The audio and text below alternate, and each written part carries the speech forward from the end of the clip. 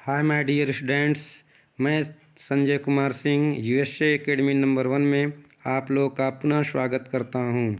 मेरे प्रिय छात्रों, जैसा कि आप जानते हैं कि मैं आपको अक्सर एक्टिव एंड पैसिव वॉइस के सेशन में एक्टिव पैसिव पढ़ाया करता था, जिसमें मैं आज आप लोग को बताने वाला हूं कि एक्टिव पैसिव वॉइस में इन्फिनेटिव सेंटेंस की हम लोग पैसिव कैसे बनाते हैं। तो मेरे प्रिय छात्रों, जैसा कि आप स्क्रीन पर देख पा रहे होंगे कि आज हम कुछ स्पेशल वाक्यों के एक्टिव से पैसिव बनाना आप लोग को सिखाने वाले हैं। तो आइए हम लोग इसको एक एक करके देख लेते हैं। अगर मेरा वीडियो अच्छा लगता है तो आप लोग इसको ढेर सारे व्हाट्सएप ग्रुप में शेयर करिए, अपने मित्रों के साथ शेयर करिए, अपने दोस्तों के साथ शेयर करिए, ताकि अधिक से अधिक लोग कुछ स्पेशल टाइप के सेंटेंस को सीख सकें, स्पेशल टाइप सेंटेंस को सीख सकें। क्योंकि आज मैं जो भी पढ़ाने वाला हूँ एक्टिव पैसिव में, वो कुछ स्पेशल होने वाला है। तो मेरे प्रिय छात्रों, देर ना करते हुए आइए हम लोग इसको सीखते हैं।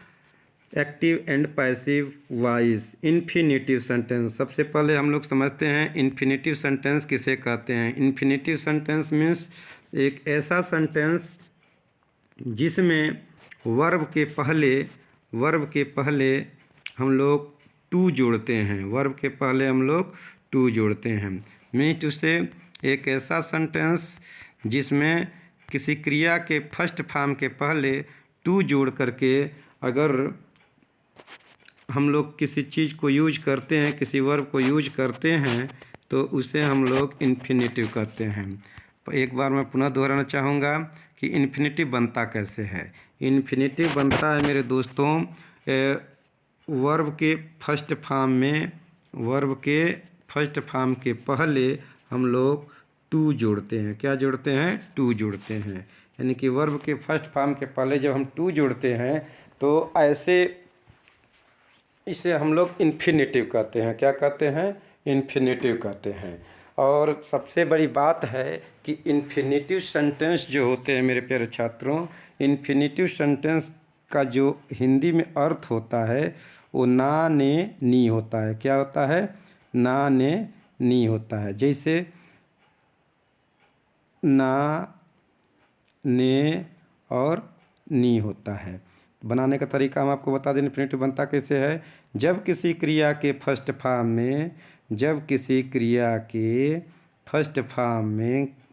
फॉर्म के पहले हम लोग टू जोड़ते हैं तो ए इजिकल टू बनता है इन्फिनेटिव। क्या बनता है? इन्फिनेटिव। तो मेरे प्रिय छात्रों, आज हम लोग इसी इन्फिनेटिव के बारे में चर्चा करेंगे। और इसकी जो हिंदी अर्थ होता है ना, ने और नी होता है। तो कभी कभी हमारे सेंटेंस में आप लोग देखे होंगे कि एक्टिव वॉइस में कभी कभी वाक्य इन्फिनेटिव के साथ आता है, और आज उसी इन्फिनेटिव वाक्य का हम लोग पैसिव बनाने वाले हैं। तो सबसे पहले आप लोग को समझ में लग गई होगी। आइए हम लोग देखते हैं इन्फिनेटिव सेंटेंस, इन्फिनेटिव वर्ब। जब इन्फिनेटिव सेंटेंस की पैसिव बनाते हैं तो वर्ब में चेंजिंग नहीं करते हैं। एक बार और समझिए क्या कहा जा रहा है।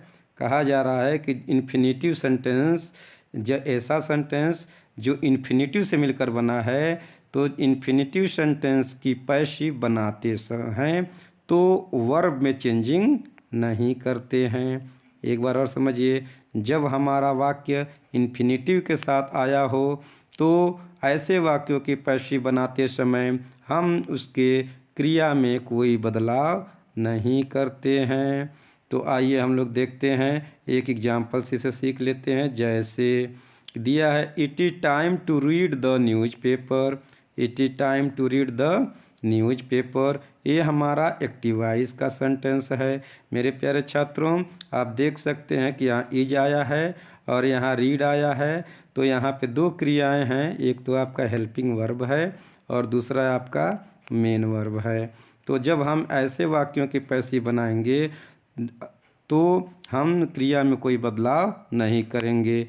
अब इन्फिनेटिव कैसे हमारा सेंटेंस है, थोड़ा इसको भी सीख लेते हैं। देखिए इन्फिनेटिव कैसे है इसको देख लेते हैं, फिर आगे हम लोग बढ़ते हैं। आप देख सकते हैं कि यहाँ रीड है, क्या है, रीड है, और उसके पहले टू आया है, टू प्लस रीड आया है। और मैंने पहले क्या बताया है कि जब किसी क्रिया के फर्स्ट फॉर्म के पहले हम लोग टू जोड़ते हैं तो उसे हम लोग इन्फिनेटिव कहते हैं, इन्फिनेटिव कहते हैं। ऐसे सेंटेंस का हम लोग आज पैसिव बनाना सीखेंगे। तो आइए देखते हैं, हमारे सेंटेंस में इन्फिनेटिव आया हुआ है जिसका अर्थ हिंदी में ना नहीं होता है। देख सकते हैं कि यह समय हमारे न्यूज़पेपर पढ़ने के लिए है, ठीक है, पढ़ने के लिए है, पढ़ने के लिए, टू रीड, पढ़ने के लिए।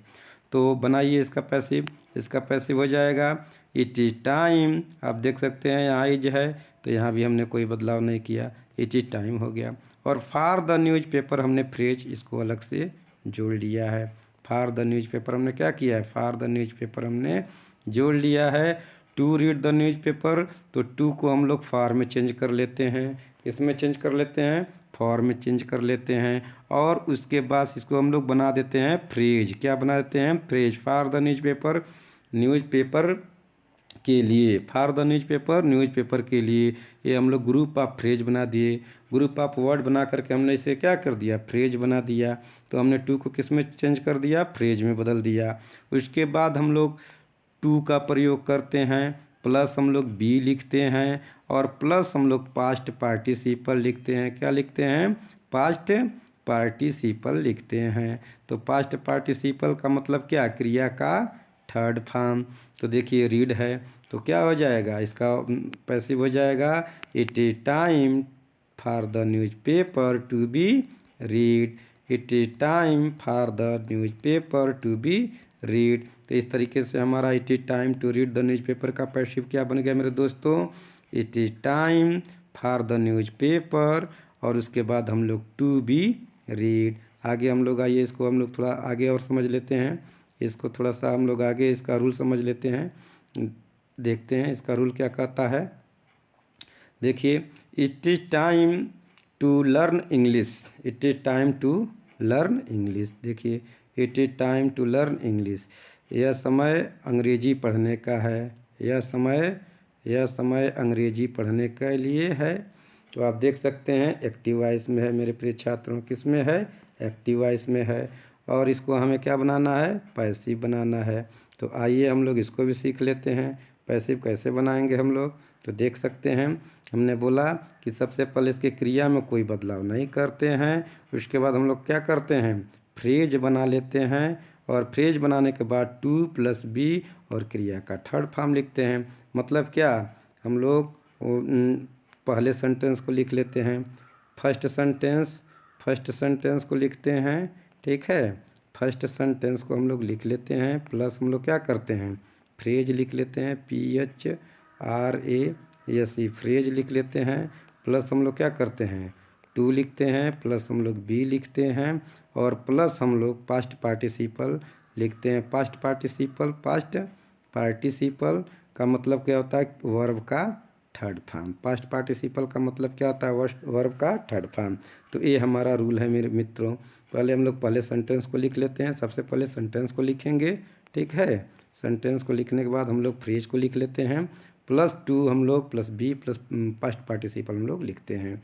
तो इस तरीके से मेरे प्रिय छात्रों ये हमारा रूल है। आइए इसी रूल के आधार पर हम लोग इसको बना लेते हैं और देख लेते हैं कि कैसे हमारा पैसिव वॉइस बनता है। तो it is time for the English to be read learned, क्या हो जाएगा, it is time for the English. देखिए it is time for the English या फॉर इंग्लिश और टू बी लर्नड। तो ये फॉर इंग्लिश क्या है, फ्रेज है, और इट इज टाइम हमारा पहला सेंटेंस है, और टू बी हमने क्या किया, टू बी हमने लिखा, टू और बी और लर्नड क्रिया का थर्ड फॉर्म। तो इस तरीके से हमारा इसका पैसिव क्या हो गया मेरे मित्रों, इसका पैसिव ये हो गया, it is time for English to be learned. दूसरे एग्जाम्पल्स हम लोग सीख लेते हैं इसको अच्छी तरीके से। I have to do this work, I have to do this work active voice में है, इसका हमें पैसिव लगानी है। तो क्या हो जाएगा, दिस वर्क, क्योंकि इसमें हमारा ऑब्जेक्ट मिला हुआ है, ये हमारा इस टाइप का सेंटेंस नहीं है, तो इसमें हमारा ऑब्जेक्ट मिला हुआ, तो ऑब्जेक्ट को हम पहले ले लेंगे, तो दिस वर्क हो जाएगा। क्या हो जाएगा? दिस वर्क हो जाएगा। और आई हैव टू डू है, हैव टू डू है, यानी कि टू प्लस डू लगा है, यानी कि हमारा क्या है? इन्फिनिटिव है। इसलिए हम इसकी पैसिव कैसे बनाएंगे? चूँकि हम लोग ऑब्जेक्ट को पहले लिखते हैं, तो ऑब्जेक्ट को पहले लिख लेंगे तो क्या हो जाएगा? ऑब्जेक्ट को पहले लिख लेंगे तो हमारा हो जाएगा दिस वर्क। अब दिस वर्क सिंगुलर नाउन का ऑब्जेक्ट है, तो इसके साथ हैज हो जाएगा। और हैव टू ऑलरेडी आया हुआ है, तो इसलिए हम लोग यहाँ पे हैज टू कर देंगे। और चूँकि बी हम लोग लिखते हैं पैसिव वॉइस में बी का प्रयोग करते हैं, चूँकि इसके साथ एक तरीके से देखा जाए तो आपका इन्फिनिटिव भी है, इसलिए यहाँ पे बी लिखते हैं। और डन क्या होता है? डू का थर्ड फॉर्म क्या होता है? डन होता है। तो इस तरीके से हमारा इसका पैसिव क्या हो जाएगा? I have to do this work का पैसिव हो जाएगा this work has to be done, this work has to be done. तो इस तरीके से इस एक्टिव वॉइस का हम लोग this work has to be done passive voice में क्या किए? चेंज कर लीजिए, चेंज कर लिए। अब आइए हम लोग आगे भी देख लेते हैं कि कैसे हो रहा है। आगे का और एग्जाम्पल से इसको देखते हैं।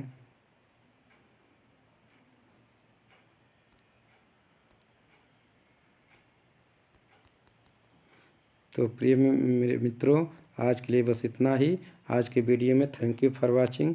अगर आपको मेरा वीडियो पसंद आया हो तो इसे अपने व्हाट्सएप ग्रुप में शेयर करिए और लाइक करिए, कमेंट करिए और मेरे चैनल को सब्सक्राइब कर लीजिए। और अगले वीडियो में पुनः मिलते हैं। Thank you for watching. जय हिंद, जय भारत।